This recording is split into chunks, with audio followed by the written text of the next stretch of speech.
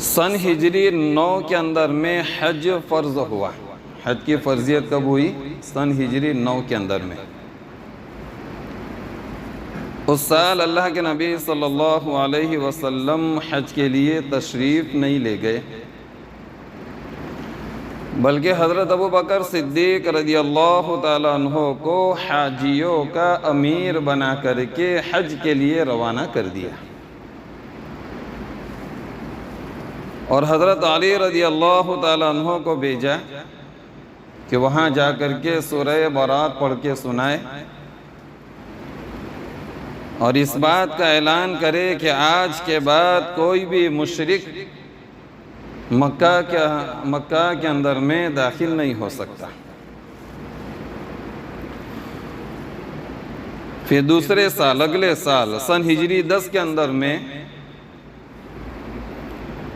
اللہ تبارک و تعالیٰ کے حکم سے اللہ کے نبی صلی اللہ علیہ وسلم نے حج کرنے کا ارادہ کیا، سن ہجری 10 کے اندر میں۔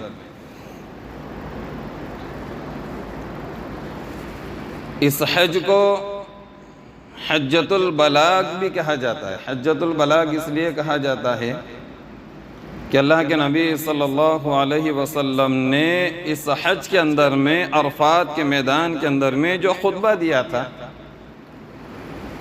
اس خطبے کے اندر میں اللہ کے نبی صلی اللہ علیہ وسلم نے صحابہ کے سامنے اس بات کا اعلان کیا تھا کہ جو دین میں لے کر کے آیا ہوں وہ دین میں نے آپ تک پہنچا دیا یا نہیں۔ تو تمام صحابہ نے ایک ہی بات بیان فرمائی کہ پہنچا تو دیا لیکن حق بھی ادا کر دیا۔ اس کو کہا جاتا ہے حجۃ البلاغ۔ اس حج کو حجۃ الاکمال بھی کہتے ہیں۔ حجۃ الاکمال اس لیے کہتے ہیں کہ قرآن کریم کی وہ آیت جس کے اندر میں اللہ تبارک و تعالیٰ نے دین کے مکمل ہونے کی خوشخبری دی ہے۔ اليوم اکملت لکم دینکم واتممت علیکم نعمتی ورضیت لکم الاسلام دینا، کہ آج ہم نے اس دین کو مکمل کر دیا۔ تو دین کو مکمل کرنے والی جو آیت ہے، اس آیت کا نزول بھی اسی حج کے موسم کے اندر میں، حج کے مہینے کے اندر میں، عرفہ کے میدان کے اندر میں ہوا۔ اس لیے اس حج کا نام حجۃ الاکمال بھی کہا جاتا ہے، اور اس حج کو حجۃ الوداع بھی کہتے ہیں، اور یہ حجۃ الوداع کے نام سے ہی مشہور ہے۔ یہ زیادہ تر مشہور کس نام سے ہے؟ حجۃ الوداع کے نام سے، اس لیے کہ اللہ کے نبی صلی اللہ علیہ وسلم نے اس حج کے اندر میں اس بات کی طرف اشارہ کیا کہ اب یہ حج میرا آخری حج ہے، اب اس کے بعد آئندہ سال حج کے موقع کے اوپر میں دنیا کے اندر میں نہیں رہوں گا۔ اس لیے اس حج کو حجۃ الوداع بھی کہا جاتا ہے۔ تو سن ہجری 10 کے اندر میں اللہ کے نبی صلی اللہ علیہ وسلم اللہ تبارک و تعالیٰ کے حکم سے حج کے لیے روانہ ہوئے۔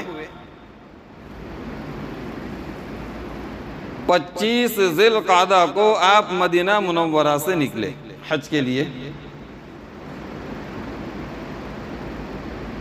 صحابہ کرام کو اطلاع ہو گئی کہ اللہ کے نبی صلی اللہ علیہ وسلم حج کے لیے جا رہے ہیں، تشریف لے جا رہے ہیں۔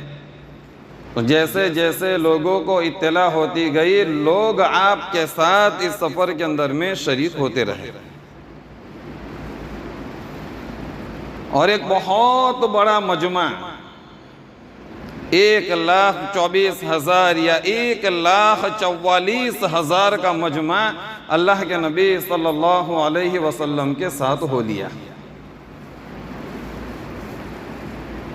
اور 8 دن کے سفر کے بعد اللہ کے نبی صلی اللہ علیہ وسلم مکہ مکرمہ کے اندر میں داخل ہوئے۔ 4 دن مکہ کے اندر میں قیام رہا، اس کے بعد آپ مینا تشریف لے گئے، اور مینا سے پھر آپ عرفات کے اندر میں تشریف لائے، اور عرفات کے میدان کے اندر میں اللہ کے نبی صلی اللہ علیہ وسلم نے ایک تاریخی خطبہ دیا، اور اس خطبے کے اندر میں اللہ کے نبی صلی اللہ علیہ وسلم نے بہت ساری باتیں امت کے سامنے رکھی، بلکہ یہ کہا جائے کہ یہ نصیحتی خطبہ ہے۔ بہت ساری نصیحتیں اللہ کے نبی صلی اللہ علیہ وسلم نے اس خطبے کے اندر میں بیان فرمائی ہے۔ اس میں سب سے پہلی بات اللہ کے نبی صلی اللہ علیہ وسلم نے اس خطبے کے اندر میں بیان فرمائی، عرفات کے خطبے کے اندر میں، جو آپ کی زندگی کا آخری حج تھا اور آپ کی زندگی کا آخری خطبہ تھا حج کے موقع کے اوپر۔ سب سے پہلی بات اللہ کے نبی صلی اللہ علیہ وسلم نے ارشاد فرمائی، بیان فرمائی کہ اے لوگو، مجھ سے حج کے مناسک سیکھ لو، جان لو۔ حج کا کیا طریقہ ہے، اسی کیا احکام ہے، کس طریقے سے حج کرنا ہے، جس کو مناسک حج کہتے ہیں۔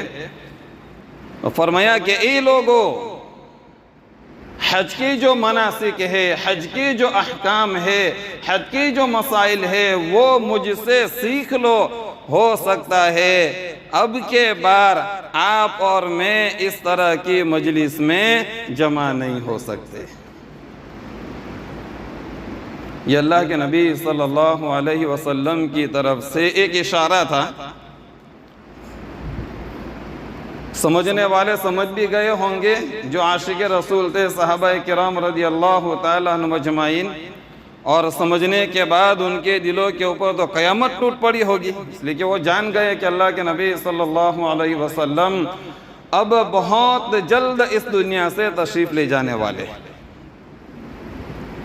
عاشق رسول جان جاتے، ان کے دلوں کے اوپر قیامت برپا ہو گئی۔